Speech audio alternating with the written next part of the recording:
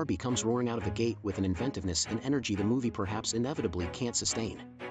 Amid all the hype that has made its release an increasingly rare movie-going occasion, director Greta Gerwig's film proves an admirably ambitious attempt to ponder where Barbie fits in the 21st century, less than it could be, but pretty close to being what it should be. Gerwig, who shares script credit with her partner, Noah Baumbach, has certainly put together all the right accessories, starting with Margot Robbie and Ryan Gosling, in a movie whose brightly colored Barbie land is awash in the kind of details, most of them pink, that will likely reward second viewings. Still, the closest kin would probably be the Lego Movie, which similarly took a familiar toy and built a kind of existential crisis around it. While Barbie goes the live-action route, there's an intermittently cartoonish quality to that, and some clunky elements, Will Ferrell's over-the-top turn as Mattel's CEO foremost among them, a common link between the two films, weighing down, or at least diluting, the clever ones. The cleverest bits come early, with a Helen Mirren narration and in homage to 2001, A Space Odyssey. But after introducing Barbie Land, occupied by various versions of Barbie and Ken living in anatomically neutered bliss, the film kicks into gear when Robbie's stereotypical Barbie, not to be confused with the more specific variations, begins having strange thoughts, which almost literally shake her to her foundation. At the same time, Gosling's Ken wrestles with his relevance, in the matter of being little more than Barbie's appendage, someone who wouldn't exist without an ampersand. Barbie's awakening prompts an escape to the real world, and different epiphanies for both her and Ken regarding its contrast to the idealized, female-centric realm in which they live.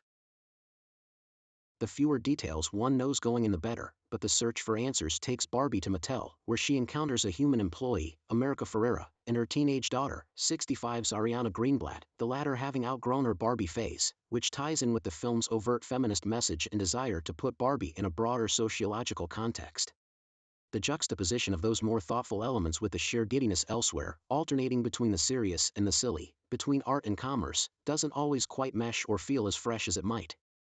Then again, the Toy Story spin on Barbie and Ken set a high bar in terms of satirizing the popular doll, and give Gerwig, an Oscar nominee for her acclaimed film Lady Bird, credit for taking something that could easily have been two-dimensional and endeavoring to make it mean something, beyond the musical numbers and social media posts musing about how Gosling got those abs. The overall casting is also impressive, though relatively few of the Barbies and Kens have a whole lot to do, with Simu Liu, of Marvel's Shang-Chi, one of the more notable exceptions as Ken's sort of rival. On the plus side, Gerwig and Baumbach pepper the script with smart pop culture references, including one about Justice League and its fans, and the movie briskly clocks in under 2 hours, by itself an asset with the latest Mission Impossible and Oppenheimer running 163 and 180 minutes, respectively.